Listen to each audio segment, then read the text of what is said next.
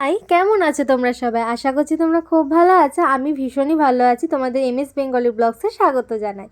তো হচ্ছে দিদির সাথে আমরা একটা জায়গায় গেছিলাম এবং দিদি আমার সাথে সেখানে খুব খারাপ ব্যবহার করেছে। এবং কোথায় গেছিলাম এবং কখন ঠাকুর দেখতে বেরিয়েছিলাম আর কোথায় গিয়ে আমরা ঠাকুর দেখতে বেরিয়েছিলাম সেটা তোমাদের সাথে শেয়ার করব।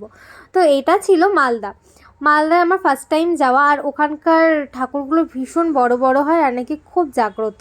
আর ওখানকার খাবারও ভীষণ সুন্দর, যেটা দেখে আমি তো অবাক, মানে এত সুন্দর টেস্টি খাবার কি করে হয়। ওখানে ভাপা পিঠে থেকে শুরু করে মোমো, বিরিয়ানি সব মানে মোটামুটি ট্রাই করেছিলাম। আর এর মধ্যে আমরা যাচ্ছিলাম মেলায়। মানে এইটা এত সুন্দর লাইটিং হয়েছিল, তো আমি একটু বললাম ভিডিও করে নিই, যেটা তোমরা সবাই দেখেছো। তো এরপর আমরা মেলায় যাচ্ছিলাম, আর মেলায় গিয়ে যাওয়ার পথে আমি এদিক এদিক মানে ভিডিও নেওয়ার জন্য একটু সরে যাচ্ছিলাম। তখন দিদি বকা দিচ্ছিল যে এটা অচেনা জায়গা, তুই কেন আর কি সরে যাচ্ছিস। তো এটাই তার আর সবথেকে বড় কথা, এখানে এত বড় বড় ঠাকুর হয়, আমি শুধু ভাবি যে কি করে বিসর্জন দেয়, ঠাকুরকে কিভাবে বিসর্জন দেয় সত্যিই বুঝতে পারি না।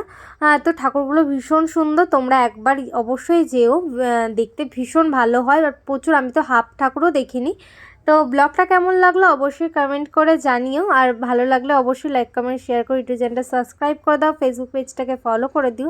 আর লাস্টে আমরা অনুষ্ঠান দেখে বাড়ি ঢুকেছিলাম, যেহেতু দিদি ঘর নিয়েছিল সেখানেই ঢুকেছিলাম।